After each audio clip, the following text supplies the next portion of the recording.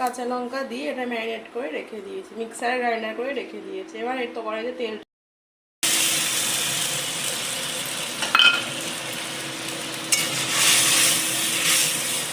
মাম্মাদের চ্যানেলটাকে সাবস্ক্রাইব করে দেবে। মশলা ফুটে গেছে, এবার আমি পাতলা মাছগুলো দিয়ে দিচ্ছি।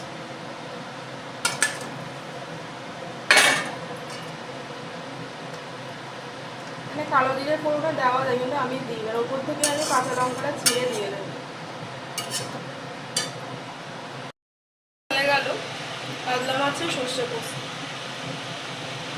তো ঘন ঘন হয়েছে, খেতেও ভালো। এখানে আপনারা হলুদটা বেশি দেবেন না, নুন দিয়েই, সর্ষে পোস্ত নুনটা বাটা আছে বলে এখানে আমি অল্প নুন দিই। বাড়িতে ট্রাই করতে পারেন, আপনাদের অনেক ভালো লাগবে। আজকের মতো এখানেই শেষ করলাম, কালকে আর অন্য একটা রান্নার ভিডিও। অবশ্যই বন্ধুদের চ্যানেলটাকে সাবস্ক্রাইব, লাইক, কমেন্ট, শেয়ার করে দেবেন প্লিজ। বন্ধুদের চ্যানেলটাকে সাবস্ক্রাইব